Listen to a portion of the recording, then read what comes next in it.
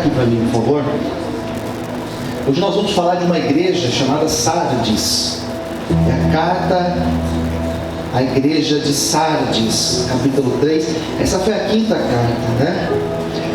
Vamos lá, versículo 1 diz assim, ó: e o anjo da igreja que está em Sardes escreve: isso diz o que tem os 7 Espíritos de Deus, as 7 estrelas. Ó, conheço as tuas, está falando, conheço as tuas obras, que tens nome de que vives. Você tem nome de quem está vivo, mas está morto. Isso é sério, hein? 2. Ser vigilante e confirma o restante que estava para morrer, porque não achei as tuas obras perfeitas diante de Deus. Lembra-te, pois, do que tens recebido e ouvido, e guarda-o, repreenda-te. E se não vigiares, virei sobre ti. Preste bastante atenção, porque isso aqui eu vou repetir na hora da palavra. Virei sobre ti como um ladrão, e não saberás a que horas sobre ti virei. Mas também tens em Sardes algumas pessoas, tem alguns aí que não se contaminaram, que não contaminaram as suas vestes, e comigo andarão de branco, porquanto são dignas disso.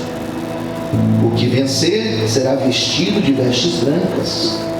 De maneira nenhuma riscarei o seu nome do livro da vida. Confessarei o seu nome diante de meu Pai e diante dos seus anjos. Agora é o 6. Quem tem ouvidos, ouça que o Espírito diz às igrejas. Amém. Vamos orar. Senhor, fala conosco nesta noite. Revela, Senhor, esta palavra aos nossos corações. Estamos aqui, Senhor, prontos, sedentos para ser abertos, para sermos ministrados por Ti. Nos abençoe, Pai, em nome de Jesus. Amém, amém. Aplauda Jesus bem forte. Louvado esteja o nome do Senhor. Aleluia. Amém. Vamos lá. Falar de Sardes. É importante falar, como tenho explicado, essas cartas, essas igrejas. Pode ser, uma das interpretações é que realmente naquela época existiam essas igrejas no literal, e eles receberam estas cartas e eram aquilo que eles estavam vivendo naquele momento. E uma outra interpretação, que é a que eu tenho utilizado para explicar para vocês, que é modelos de igrejas que existirão no período da vinda de Jesus, ou que talvez sempre existiram em toda a história da igreja na terra. São possibilidades de nós interpretarmos. Supondo que de fato nós estamos lidando com um texto que fala de um momento da igreja escatológico, ou seja, futuro, ou seja, esse momento nosso, podemos dizer que existe hoje um tipo de igreja, não é uma placa, mas é um tipo de gente que se enquadra perfeitamente nesse modelo. São 7 tipos de igrejas, ou são 7 igrejas, e todas essas igrejas, a maioria delas foram corrigidas, exortadas, a maioria delas tinham qualidades, parece que 6 delas tinham qualidades, apenas uma não teve nenhuma qualidade apresentada, que é no caso a igreja de Laodiceia. E essa igreja de Sardes, ela toma um espaço importante, porque eu acho que ela tem muito a ver com a nossa atualidade. Sardes era uma cidade muito rica.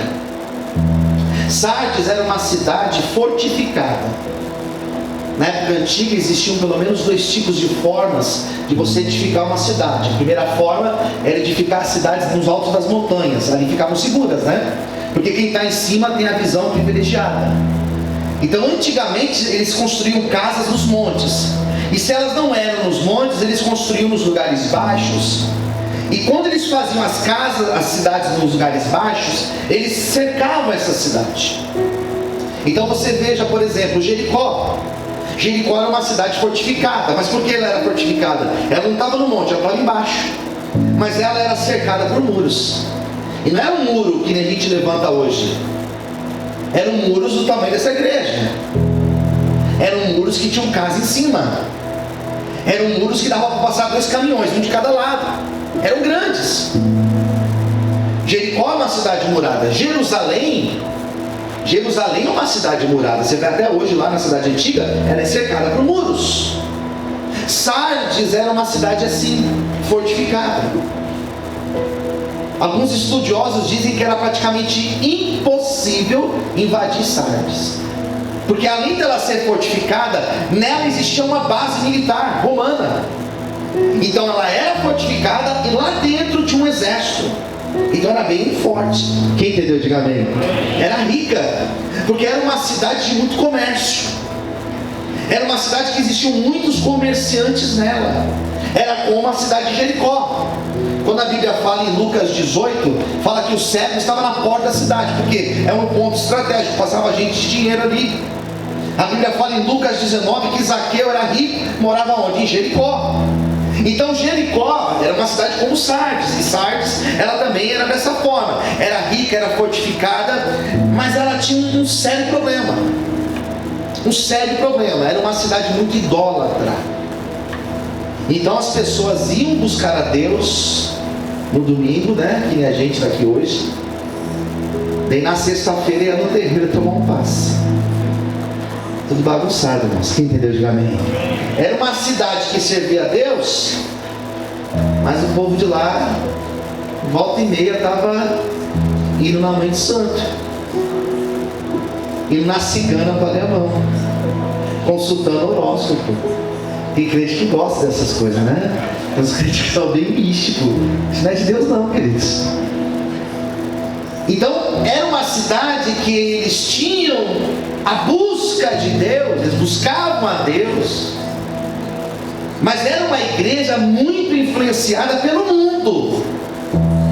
Isso é um problema, porque uma igreja influenciada pelo mundo é uma igreja que não é igreja, parece igreja, mas não é igreja. Então, se nós pensarmos, né, e pensarmos na possibilidade de hoje existir igrejas como Sardes, nós vamos achar o que nisso? Que existe um modelo de igreja hoje que parece que é igreja, mas não é, que tem até Bíblia, mas o que se prega, o conteúdo que se prega não é bíblico. Mas não usa a Bíblia? Usa, mas é distorcido. Amém, queridos? Quem entendeu, diga amém.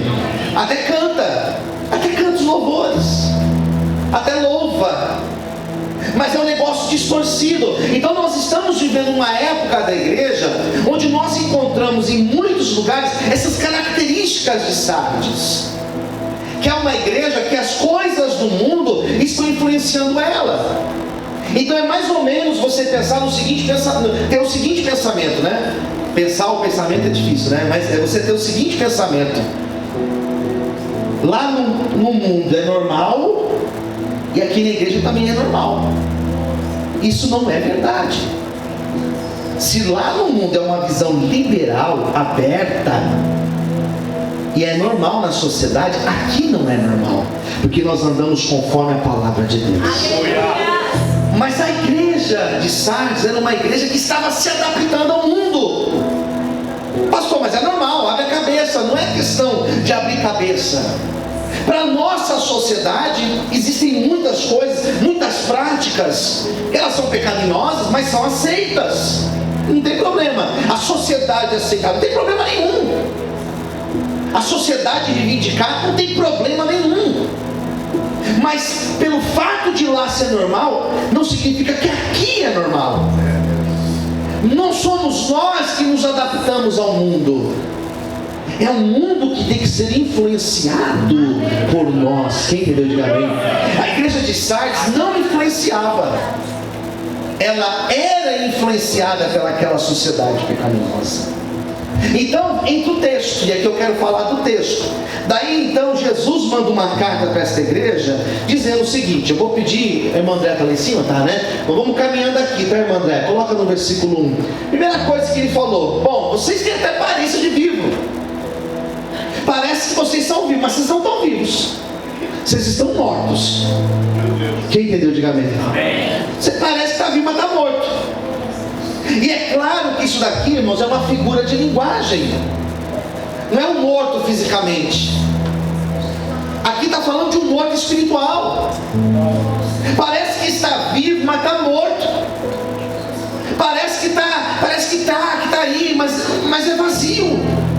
Jesus chama isso de sepulcro caiado. Por fora é bonito, mas por dentro está morto. Existe um morto lá dentro. A igreja de Sardes era uma igreja que tinha aparência, parecia ser uma igreja de verdade. A roupa que eles vestiam, as músicas que eles tocavam, a Bíblia que eles carregavam, parecia ser viva, mas na verdade eram mortas. E uma pessoa que não tem a vida de Cristo nela, a pessoa que não está viva espiritualmente dizendo, é uma pessoa que não suporta, preste atenção, queridos, ela não suporta passar pelas dificuldades da vida. A pessoa que tem aparência de viva, mas está morta, é aquela pessoa que espiritualmente ela não está viva. Então vem a luta, ela desvia. Vem um problema e ela vai afrouxar. Essa expressão está lá em Provérbios. Se te mostrares frouxo, se te mostrares fraco no dia da angústia, a tua força é pequena. Então essa igreja era uma igreja que não suportava problemas, não suportava crises. O cristão, quando ele está morto, se você pisa no pé dele, ele desvia, ele sai, ele se ofende. Porque não falaram, porque não olharam, porque não fizeram para mim, porque não me acolheram, porque... Ei, isso não é postura daquele que está vivo. Porque aquele que está vivo, ele está ligado com Cristo. Quem entendeu, diga amém. Aquele que está vivo pode ter problema, pode ficar desempregado, ele pode ficar doente, ele pode ter oposição, ele pode ouvir críticas, mas ele permanece fiel, ele permanece na presença de Deus, porque ele está vivo. Dentro dele existe a presença do Espírito Santo. Aleluia. Então, se nessa noite você está talvez mais ou menos, o Senhor vai te encher com o Espírito Santo dele. Aplauda o Senhor mais forte. Aleluia. Então Jesus falou: eu sei as suas obras, eu sei o que vocês têm feito. Tem feito de qualquer jeito, tem empurrado, tem feito de qualquer maneira. E as coisas para Deus, elas não podem ser feitas de qualquer maneira. Quem entendeu, diga amém. Eu subo aqui, irmãos, todos os dias praticamente, né? Agora está sendo praticamente todo dia. Tem compromisso aqui todo dia. E eu subo nesse altar aqui como se fosse o meu último dia. Eu prego para vocês como se fosse o último dia. Se eu tiver que tocar, eu vou tocar como se fosse o meu último dia. Porque vai chegar um dia que vai ser o último mesmo. Vai ter um dia que eu vou acertar, que vai ser o último de fato. Quem entendeu, diga amém. Vai ser o último. E eu faço melhor, eu faço como se fosse o último. Por quê? Porque eu tenho essa consciência, eu sou finito. Eu sou finito. Vai chegar um dia que eu vou subir aqui, vai ser a última vez. E se for hoje? Já entreguei o meu melhor, e glória a Deus por isso. Quem entendeu, diga amém. Conheça as tuas obras.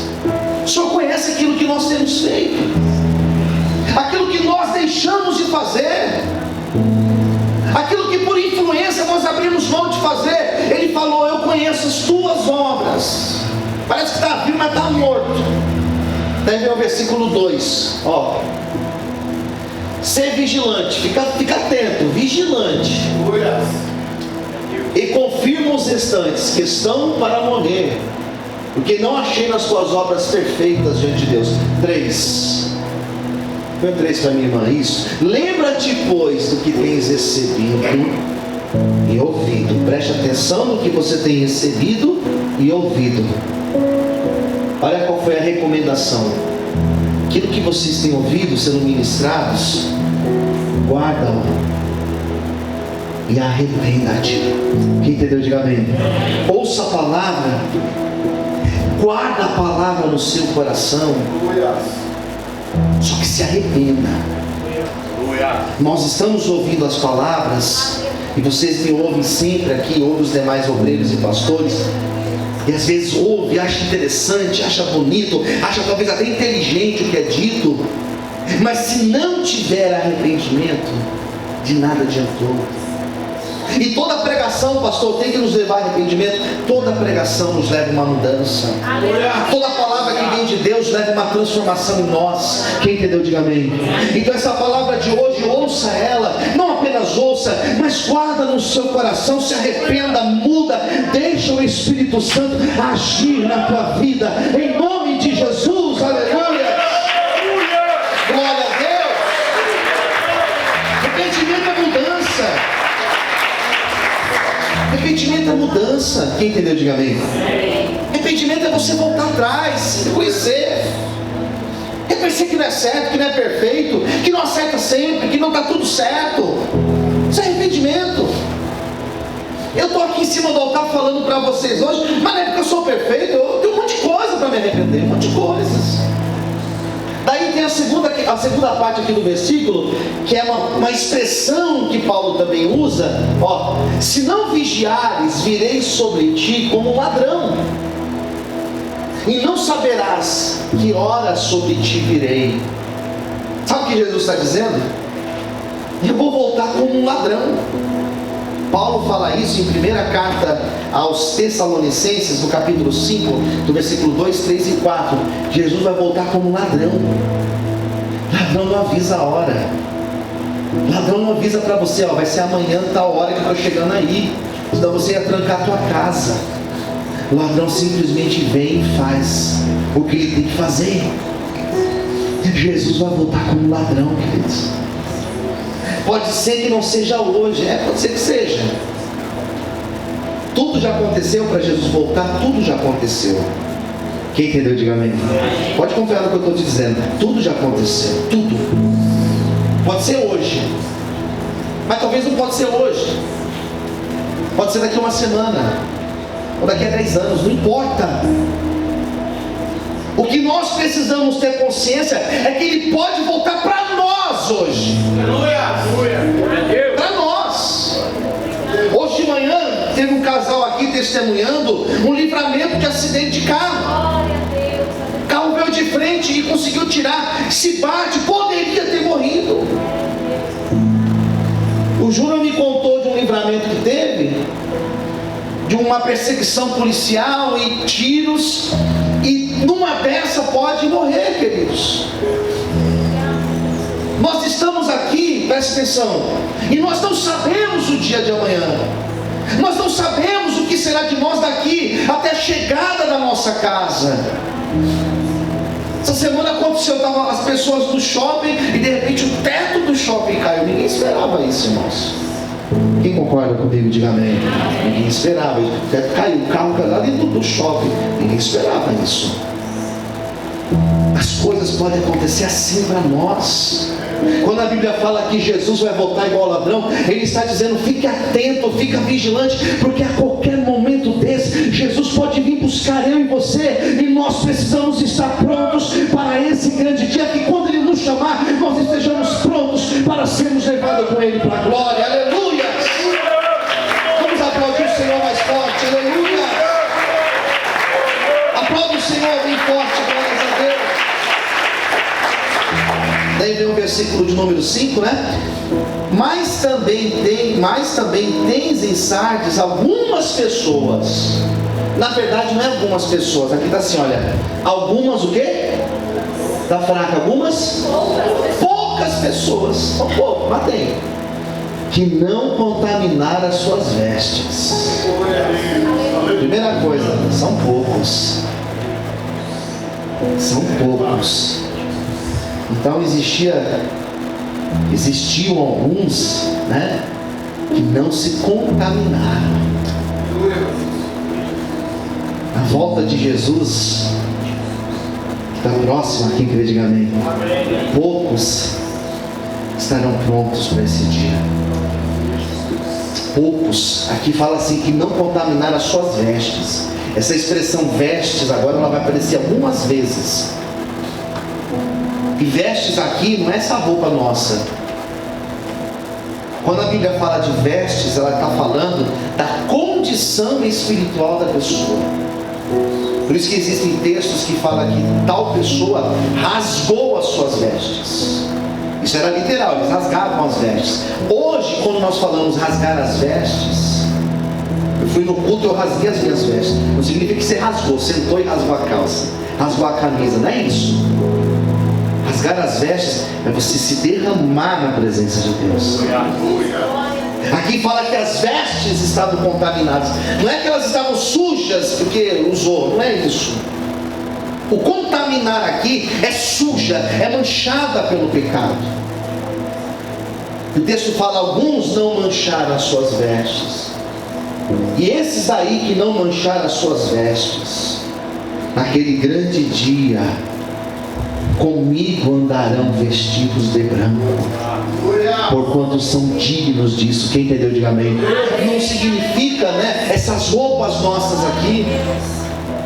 O texto está dizendo que aquele que não se contaminou, aquele que permaneceu fiel, aquele que permaneceu íntegro na presença de Deus, aquele que limpou as suas vestes no sangue de Jesus, naquele grande dia o Senhor vai trazê-lo para si.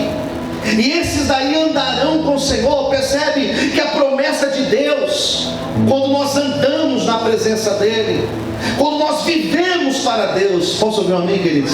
A promessa aqui, não está escrito, e esses daí que andaram comigo, eu vou prosperar eles no final. Não é isso que está dizendo aqui.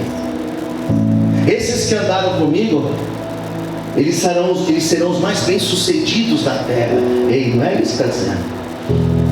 A promessa é: aqueles que andaram comigo naquele grande dia, eles viverão na minha presença. A promessa de Jesus não está aqui não, queridos. A promessa de Jesus não é para essa vida apenas. A promessa de Jesus é para a vida eterna. Nós vivemos eternamente na presença dEle. Não tem nada a ver com o evangelho que a gente tem ouvido hoje em dia, mas esse é o evangelho da Bíblia. Amém? Naquele grande dia nós estaremos na presença dEle. Quantos podem aplaudir o Senhor e exaltar o nome de Deus? Aleluia!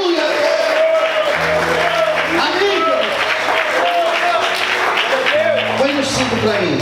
Daí vem o versículo 5. Ao que vencer será vestido de vestes brancas. De maneira nenhuma arriscarei o seu nome do livro da vida. Tem mais, eu confessarei o seu nome diante do meu Pai e diante dos seus anjos. O evangelho que prega somente para essa vida aqui, o evangelho que prega apenas essa solução de problemas aqui, é um evangelho pobre. Porque essa vida aqui nossa, ela é curta, ela é passageira, ela é fugaz. O que Jesus falou para aquela igreja é que aqueles que estavam na presença dele eram poucos, mas esses, seus nomes não seriam riscados do livro da vida. Andariam de vestes brancas na presença dele. A promessa do Senhor é para o nosso futuro. Pastor, mas Jesus pode abençoar aqui? Jesus vai abençoar aqui? É claro que vai. Mas a grande promessa do Senhor não é fazer o pobre virar rico. Não é fazer o doente ficar são. Porque tem crente que morre doente. Tem crente que morre pobre. Tem crente que morre debaixo de uma ponte. Tem crente que morre, irmãos, em condição difícil, de miséria. Tem crente que morre em diversas situações. A promessa de Deus não é para cá. A promessa de Deus é no dia que nós fecharmos os olhos, nós nos encontrarmos com Ele e vivemos na presença dEle eternamente. Se isso não traz consolo para a tua alma, em nome de Jesus, aceite Ele nessa noite e deixe o Senhor modificar a tua vida. Aleluia! Aplauda o Senhor bem forte. Você pode dar um glória a Deus. Aleluia! Amém, queridos? E o texto encerra igual, as outras cartas. O último versículo 6, ele é igual aos outros. Quem tem ouvidos, ouça que o Espírito diz às igrejas. Vamos ouvir bem, queridos? Não é ouvidos apenas. Quem tem ouvido para ouvir, que tem um ouvido disposto a ouvir, assimilar e guardar a palavra. Às vezes nós ouvimos e entra num lado e sai no outro, né? Às vezes ouvimos e não guardamos. Às vezes ouvimos e não absorvemos. Mas essa palavra de hoje, ela não é apenas para se ouvir. É para você ouvir. É para você se constranger. É para você olhar para as suas vestes e falar: eu preciso mudar. Me ajuda a mudar, Senhor, porque sozinho eu não consigo. Quem entendeu, diga amém. É você olhar para si e falar assim: Senhor, eu dependo de Ti, Senhor. Hoje de manhã o pessoal cantou um louvor aqui maravilhoso. Aquele correrei para Ti, Senhor. Minha alma tem sede de Ti. Sou pobre, cego e nu. Nada tenho para Te oferecer. Essa é a nossa condição real, queridos. Então que nessa noite você possa ouvir essa palavra e guardar essa palavra no teu coração. E cada dia dizer: Senhor, eu não quero ter aparência de vivo, eu quero estar vivo na Tua presença. Eu quero orar por você nessa noite. Vamos ficar de pé em nome de Jesus. Nós vamos louvar a Deus também nesse instante. Só que antes disso, você vai fechar os teus olhos.